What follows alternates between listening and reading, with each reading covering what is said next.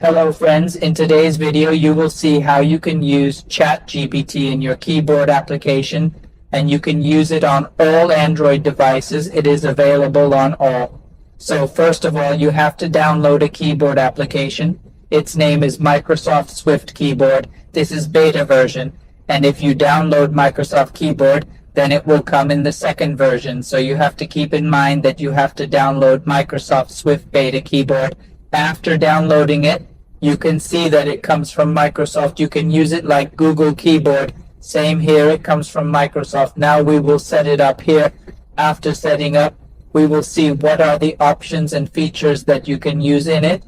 And you can use ChatGPT on the keyboard, and it responds very fast. So let me tell you the process of setting up first. First of all, you have to click on the Enable button, and here you will see the keyboard of your Android devices. So you have to turn on and OK the simple keyboard of Microsoft Swift, and then you have to switch the keyboard. So we will change it from Gboard to Microsoft Swift Keyboard. We will click on OK and then on Finish Up. So you will get options like this.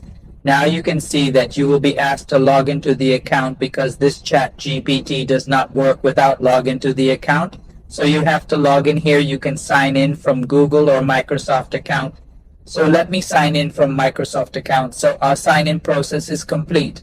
Now we will click on OK. After clicking OK, you will get an option to help Microsoft improve. So you can click on Yes, so that your data will be collected, and it will provide you better suggestions. Next, you can see that installation is successful, and now we will click on OK. Now you will see that your Microsoft account is logged in, and then you will get all the settings and features which you get in a normal keyboard application.